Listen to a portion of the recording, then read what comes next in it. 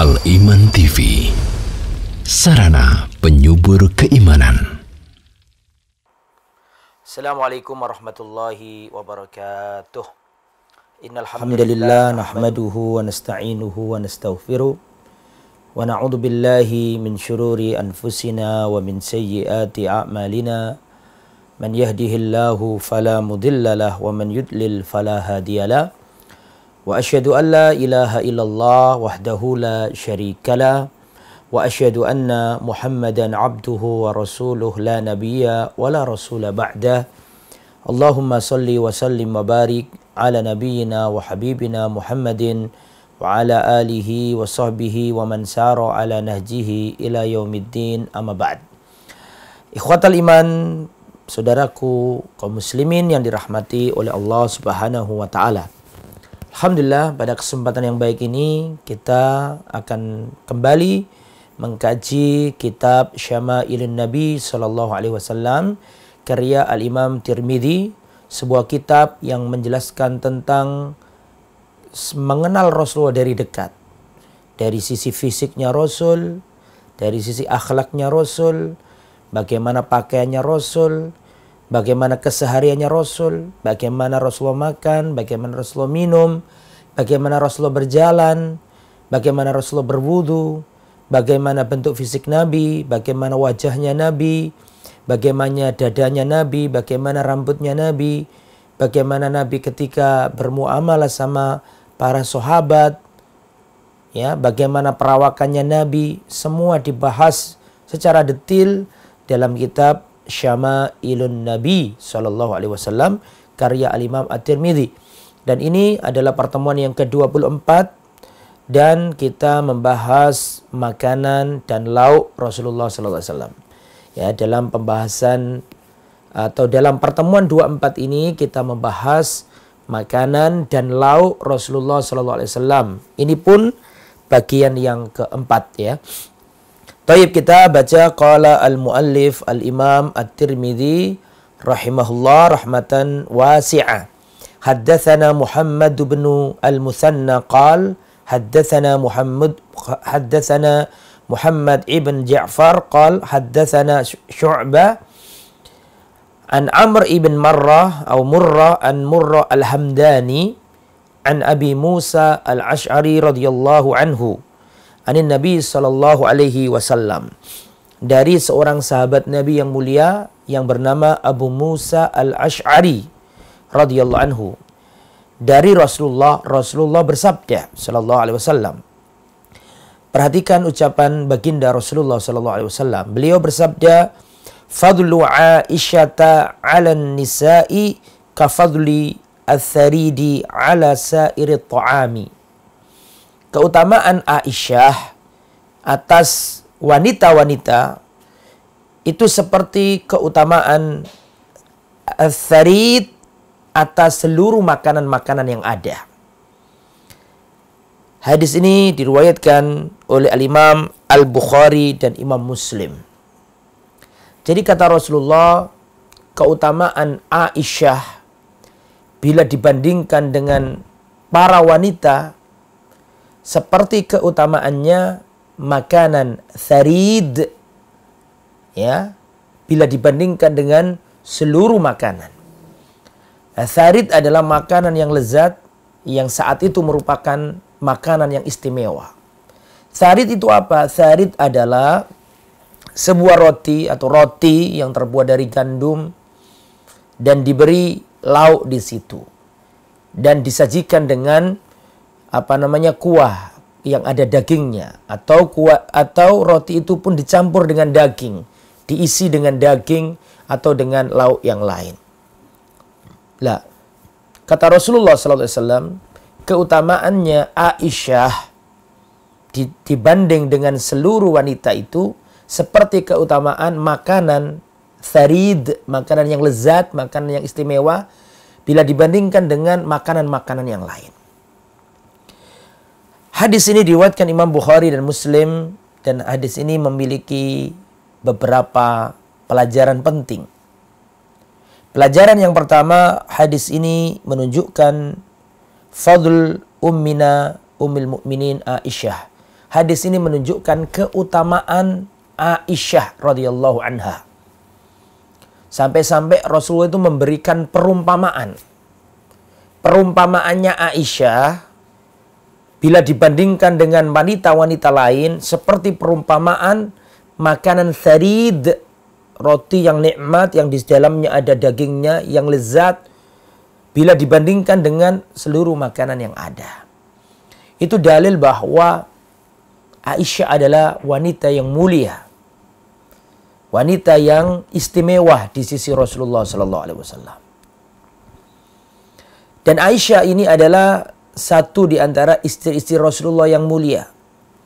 Dan beliau adalah satu-satunya istri Nabi yang dinikahi Nabi dalam keadaan masih gadis.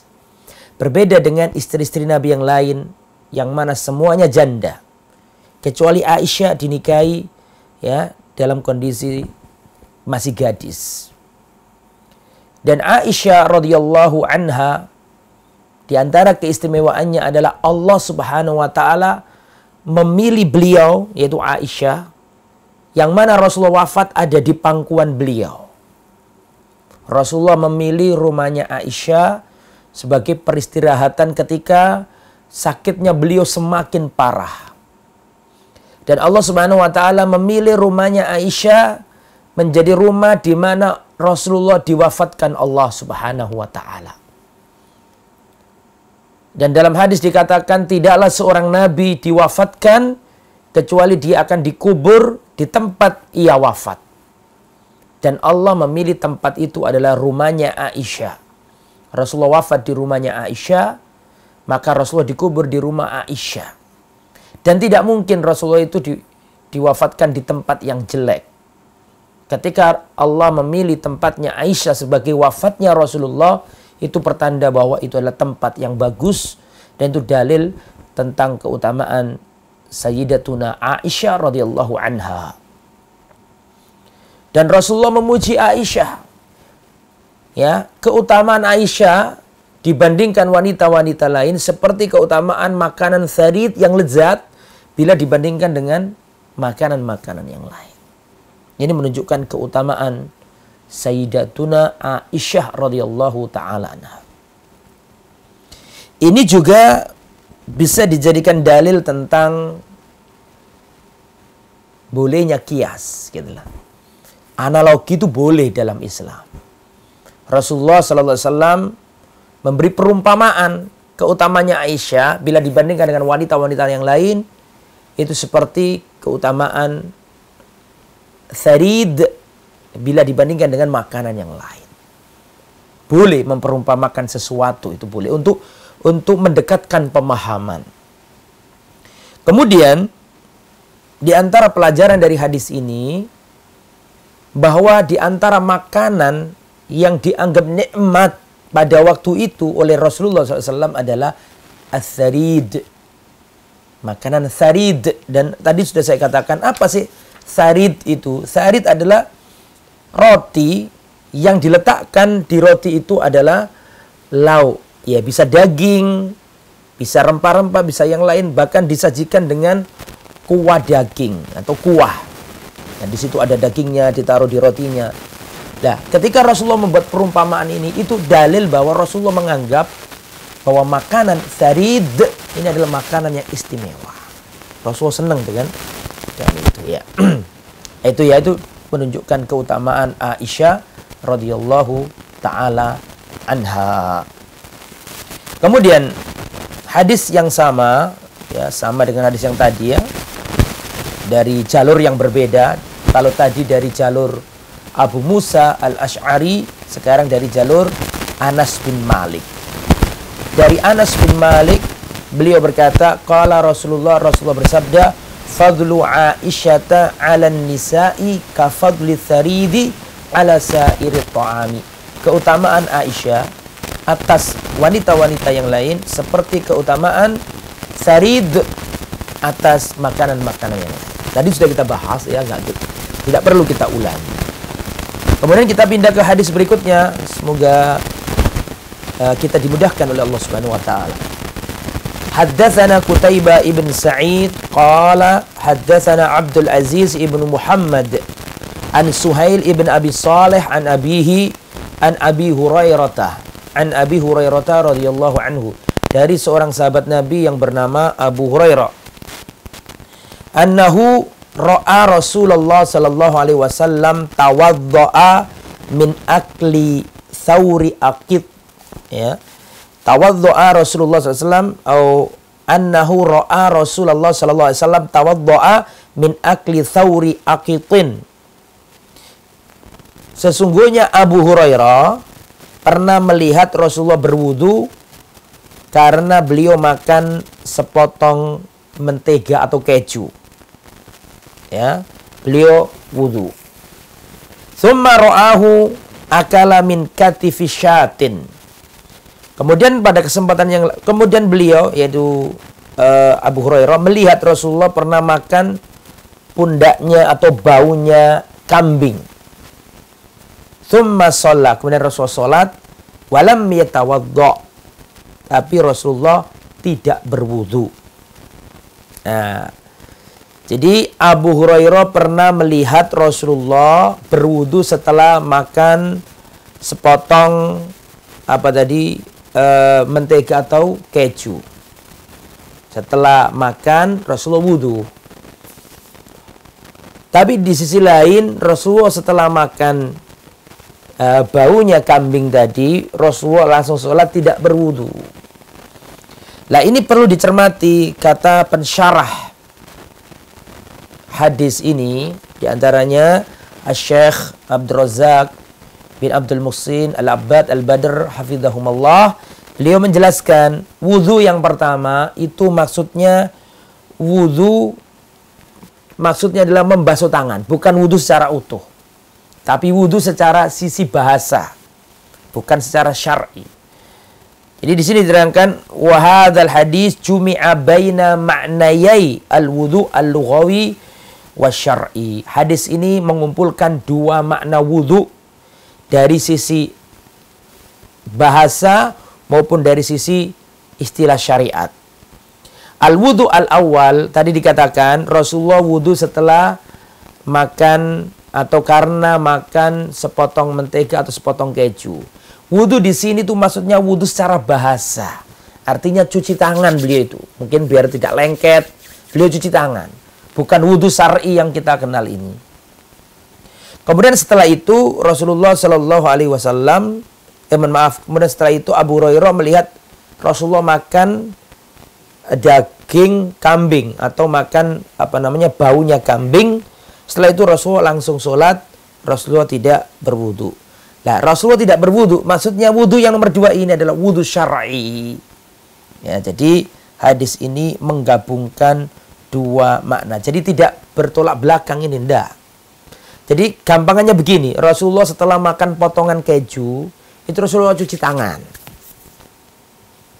Ya, biar enggak lengket atau bagaimana. Setelah itu Rasulullah makan daging kambing, dan Rasulullah Shallallahu Alaihi Wasallam tidak berwudu. Ya. Kalau yang pertama tadi maknanya membasuh tangan, yang kedua itu Rasulullah tidak berwudu. Mengapa tidak berwudu? Karena Rasulullah menjaga wudu. Rasulullah sudah punya wudu. Setelah itu disuguhkan daging kambing, Rasulullah makan, dan Rasulullah belum batal wudunya. Dan ini juga dalil bahwa daging kambing tidak membatalkan wudu jika dimakan. Berbeda halnya dengan daging unta. Ya, kalau daging unta memang ada nas dari Rasulullah ya agar kita berwudu setelah makan daging unta.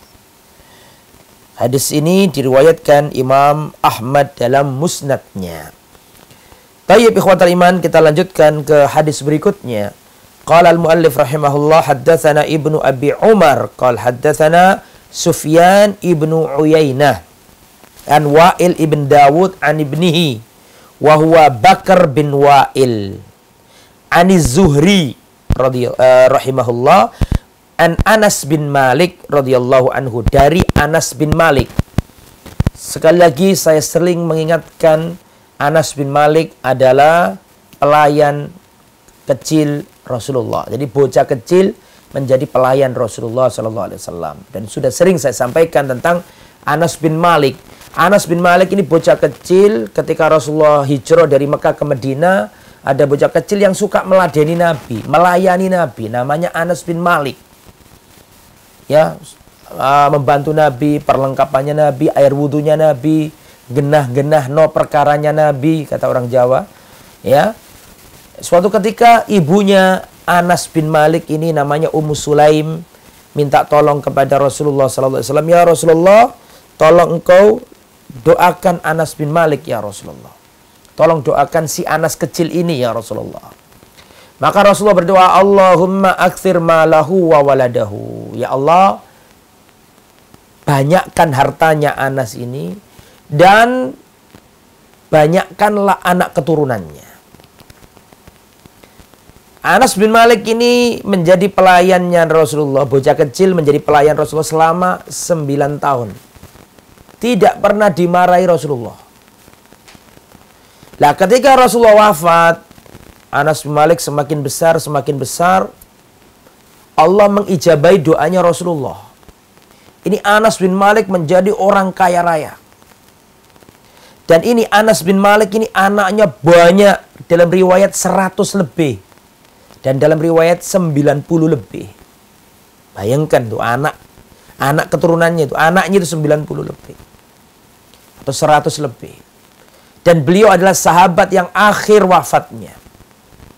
Di antara sahabat yang akhir wafatnya. Jadi sepuh, umurnya panjang. Anas bin Malik radhiyallahu anhu.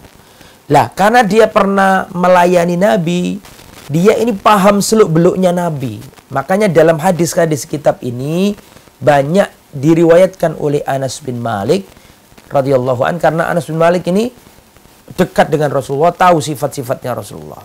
Taib, Anas bin Malik radhiyallahu anhu berkata, Aulama Rasulullah sallallahu alaihi wasallam ala Sofiyata bitamrin wasawiqin. Rasulullah sallallahu alaihi wasallam mengadakan walimah atas pernikahannya dengan Sofiyah dengan kurma dan bubur. Nah, bubur gandum. Jadi sederhana sekali itu walimahnya Rasulullah ketika menikah dengan Sofiyah. Sofiyah ini adalah ibunda orang-orang beriman, Ummuna, istrinya Rasulullah. Beliau adalah wanita yang mulia dan beliau ini keturunan Bani Israel. Semua istri-istri Nabi itu Arab. Tapi ada satu istrinya Nabi yang Israiliyah. Istrinya Nabi yang dari bangsa Bani Israel. Namanya Sofiyah. Ayahnya namanya Huyai bin Akhtab. Seorang Huyai bin Akhtab ini Yahudi agamanya. Dan Huyai bin Akhtab ini dibunuh kaum muslimin karena penjahat, pengkhianat, tidak taat terhadap perjanjian, menyakiti kaum muslimin. Maka dibunuh oleh kaum muslimin. Tapi Sofiyah ini masuk Islam. Ya, dia termasuk yang tertawan dalam perang. Setelah tertawan, maka dibebaskan Rasulullah SAW. Terus masuk Islam. Maka dinikahi Rasulullah SAW. Dan di tengah perjalanan pulang itu, dan Rasulullah SAW memberikan walimah atau membuat walimah dengan pernikahannya sama Sofiyah ini dengan makanan yang sederhana, yaitu bitamrin wasawiqin. Rasulullah mengadakan walimah setelah pernikahannya sama Sofiyah atau dalam pernikahannya dengan Sofiyah berupa kurma dan bubur gandum. Ini menunjukkan kesederhanaan Rasulullah SAW. Ya, memang kalau punya duit, punya bagus, maka kata Rasulullah, aulim walau bisatin. Berwalimahlah meskipun dengan menyembelih seekor kambing, ya. Tapi itu bukan mesti harus kambing, ya. Karena Rasulullah sendiri pernah ini, Rasulullah SAW berwalimah dengan kurma dan bubur. Wallahu a'lam. Kemudian ikhwatal iman yang dirahmati oleh Allah Subhanahu wa taala. Hadis berikutnya Ini hadis lumayan panjang, kemarin sempat kita singgung. Haddatsana Al-Husain ibn Muhammad Al-Basri qala haddatsana Al-Fudail bin Sulaiman qala haddatsani Fa'id maula Ubaidullah bin Ali bin Abi Rafi' maula Rasulullah sallallahu alaihi wasallam qala haddatsani Ubaidullah bin Ali an jaddatihi Salma anna Al-Hasan bin Ali wa ibn Abbas wa ibn Ja'far atauha faqalu laha. Taib. Jadi dulu itu Hasan bin Ali, Abdullah bin Abbas, Abdullah bin Ja'far, mereka bertiga ini mendatangi seorang wanita bernama Salma. Jadi Hasan bin Ali, Abdullah bin Abbas, Abdullah bin Ja'far ini keluarga dari Bani Hasim, keluarganya Rasulullah, satu sanak keturunan Bani Hasim semuanya, itu 3 orang itu keluarga besarnya Nabi. Mereka mendatangi wanita bernama Salma. Dan 3 orang tadi berkata, Hasan bin Ali kan cucunya Nabi, Abdullah bin Abbas adalah sepupunya Nabi, Abdullah bin Ja'far adalah keponakan sepupunya Nabi. Jadi masih kerabat ini. Nah, 3 bocah-bocah ini atau 3 pemuda ini datang ke seorang wanita bernama Salma. Kemudian mereka berkata, wahai Nyonya Salma, isna'i lana ta'aman mimma kana yu'jibu Rasulullah sallallahu alaihi wasallam wa yuhsinu aklahu. Wa yuhsinu aklahu. Wahai Nyonya Salma, tolong buatkan untuk kami makanan yang makanan ini dahulu disenangi Rasulullah sallallahu alaihi wasallam dan enak makannya Rasulullah dulu. Wahai Salma, tolong buatkan untuk kami makanan yang makanan itu dulu disenangi Rasulullah. Kami pengen tahu makanan yang disenangi Rasulullah itu gimana. Faqalat, Salma berkata, ya bunayya, la tashtahihil yaum. Wahai anakku, wahai anak-anakku bocah-bocah, ya, la tashtahil yaum. Kalian gak akan suka hari ini dengan makanannya Rasulullah SAW. Kalian minta ingin dibuatkan makanan Rasulullah, kalau saya buatkan, khawatir kalian gak akan suka gitu loh. La tashtahihi al-yaum. Kalian tidak akan suka. Ya, karena bisa mengukur ya, dulu Rasulullah itu kan zuhud, makanannya itu gak semuanya ada, dan Rasulullah SAW itu orangnya zuhud, tidak terlalu berlebihan sama makanan. Makanannya Rasulullah itu sederhana. Sehingga ketika orang-orang ini mengatakan kami ingin dibuatkan, maka kata Salma, kalian gak akan mampu tadi, gak akan mau. Ya. Kemudian ikhwatal iman, setelah itu mereka berkata, wis pokoknya tolong dibuatkan ya, bali isna'ilana. Ya, mohon kami tetap dibuatkan. Ya. Kemudian faqamat fa'akhadat syai'an min syairin fatohanathu. Akhirnya dibuatkan karena mereka minta, akhirnya ya dibuatkan. Dibuatkan apa?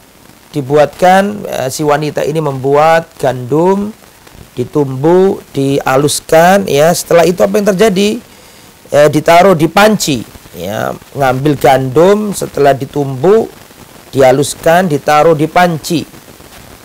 Setelah ditaruh di panci, kemudian dikasih minyak zaitun, ditambahi lada, terus ditambahi rempah-rempah. Nah, jadi begitu. Jadi orang-orang ini minta dibuatkan makanan seperti makanannya Rasulullah SAW.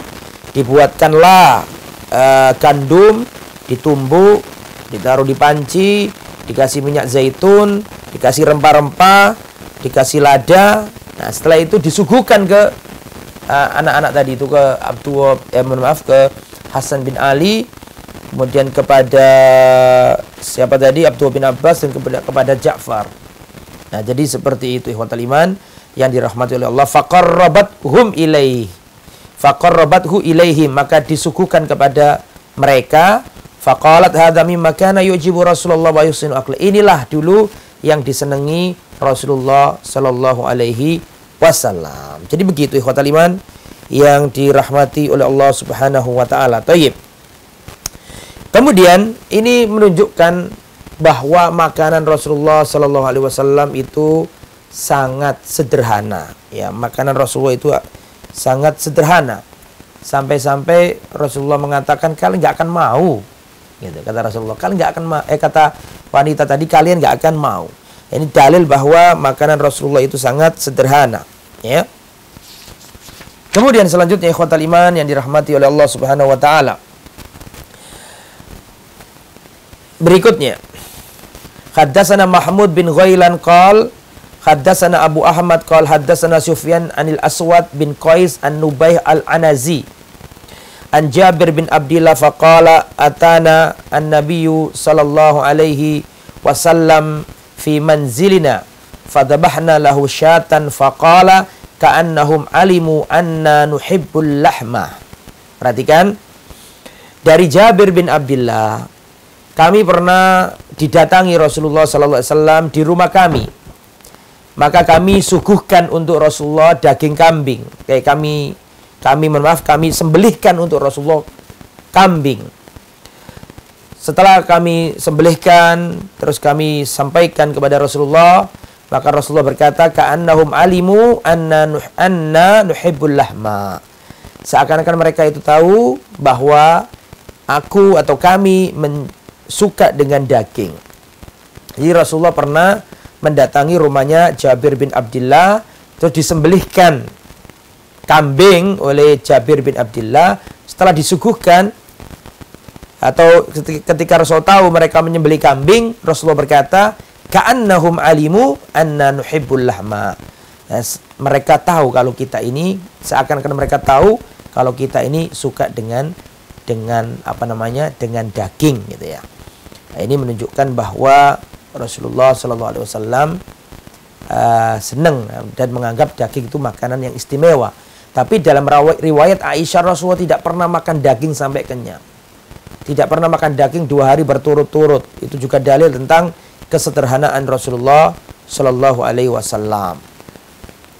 Kemudian berikutnya haddatsana Ibnu Abi Umar qala haddatsana Sufyan qala haddatsana Abdullah bin Muhammad bin Aqil annahu sami'a Jabiran qala Sufyan wa haddatsana Muhammad ibn al-Munkadir an Jabir qala, dari Jabir sahabat Nabi yang mulia, kharaja Rasulullah sallallahu alaihi wasallam wa ana ma'ahu. Rasulullah pernah keluar bersama aku. Fadakhala alam ra'atin minal ansar. Jadi Rasulullah pernah keluar, aku bersama Rasulullah bertamu ke rumah salah seorang wanita Ansor. Fadhabahat lahu syatan. Kemudian wanita itu menyembelih kambing. Ya, kemudian disuguhkan ke Rasulullah. Fa'akala minha, maka Rasulullah makan daging kambing. Fa'atathu bikina'in min rutobin. Setelah Rasulullah makan daging, Rasulullah disuguhkan kepada beliau kurma yang rutob, kurma kurma jelang matang ya, kurma segar itu. Atatu bikina'in min rutobin, dikasih rutob ya, sejenis kurma. Fa'akala minhu, dimakan sama Rasulullah.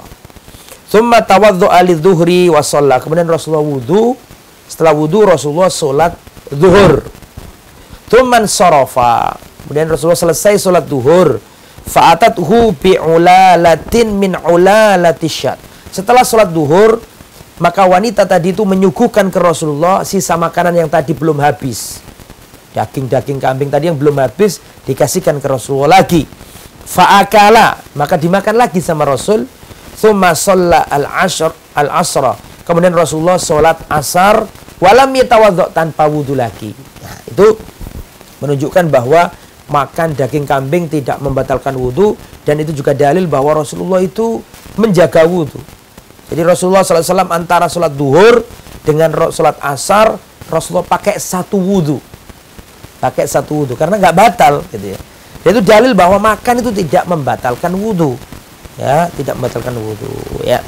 Dan ini menunjukkan juga tentang bagaimana kedermawanan sahabat-sahabat Ansor.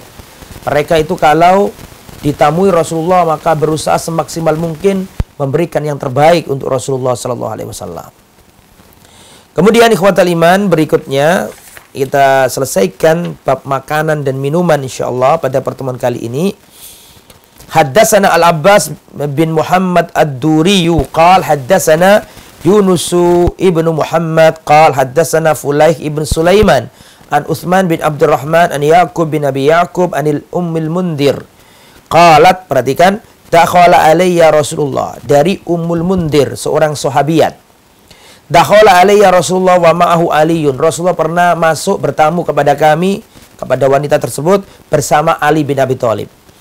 Walana dawalin mu'allaqah, dan kami memiliki setandan kurma. Jadi kurma yang masih masih ada tangkainya gitu loh. Setandan kurma. Qalat, maka Rasulullah sallallahu alaihi wasallam maka wanita itu berkata, faja'ala Rasulullah ya'kulu wa Aliyun ma'ahu ya'kulu. Rasulullah makan kurma yang digantung itu, setandan kurma itu dimakan Nabi. Ali pun ikut makan kurma tersebut. Maka Rasulullah berkata kepada Ali, "Mah ya Ali, fa innaka nakihun." Ya, Rasulullah menghimbau ke Ali, "Stop ya Ali. Jangan diteruskan ikut makan aku karena kau itu baru sembuh dari sakit. Enggak cocok makanan ini. Fa innaka nakihun." Ya, kau ini baru saja sembuh, ya, baru saja sakit dan lagi proses penyembuhan. Qalat, kemudian wanita berkata, "Jalasa Aliyun wan nabiyyu ya'kulu." Maka Ali duduk sedangkan Rasulullah makan. Ali dilarang Nabi, kamu jangan makan yang ini karena kamu habis sakit, makanan ini kurang cocok. Nah, Rasulullah makan, Ali tidak makan. Faja'altu lahum silaqan wa sya'iran, kemudian aku buatkan untuk mereka yaitu bubur sayur. Nah, bubur gandum dan ada sayurnya. Kata Rasulullah, ini Ali cocok untukmu, ya. Ha min hadza fa'asib fa inna hadza awfaqulaka. Wahai Ali, makanlah yang ini bagus untukmu karena kamu baru saja sembuh, ini cocok untukmu. Apa namanya? Bubur gandum dan dikasih sayur.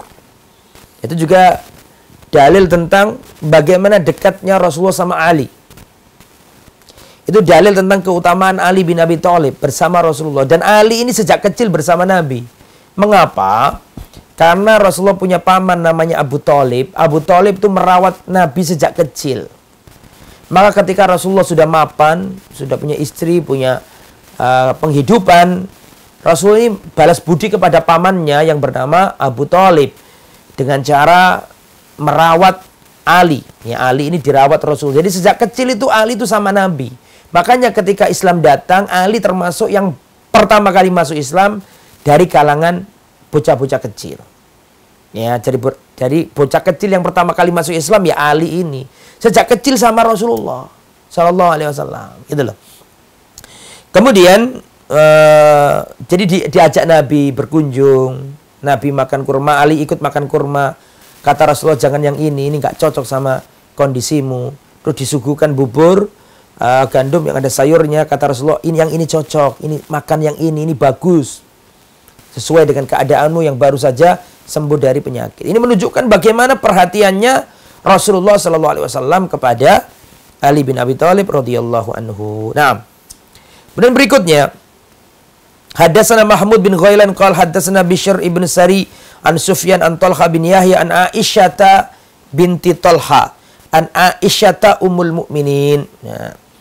Aisyah binti Talha bin Ubaidillah, anaknya sahabat dari Aisyah ummul mukminin. Jadi Aisyah belajar ke Aisyah. Qalat, ya, kata Aisyah radhiyallahu anha, istrinya Nabi Aisyah berkata, kana Nabi sallallahu alaihi wasallam ya'tini fayaqulu aindaka ghadaun. Pernah suatu ketika Rasulullah datang ke aku dan berkata, wahai Aisyah, apakah kamu punya makan siang? Ya, apakah kamu punya makan siang, wahai Aisyah? Aku dululah. Aisyah menjawab, tidak ada ya Rasulullah. Qalat fayaqul inni shaimun. Ketika Rasulullah datang ke Aisyah, apakah ada makan siang, wahai Aisyah? Kata Aisyah, tidak ada ya Rasulullah. Maka Rasul berkata, inni shaimun. Ya sudah, saya puasa. Karena nggak ada makanan, Rasulullah puasa. Fatani yauman, pada suatu hari lagi Rasulullah datang kepadaku. Maka aku katakan, ya Rasulullah, innahu uhdiyat lana hadiah. Ya Rasulullah, aku diberi hadiah. Jadi Rasulullah datang ke Aisyah dan Aisyah berkata, ya Rasulullah, aku diberi hadiah oleh seseorang. Wa mahiyya, kata Rasulullah, apa itu?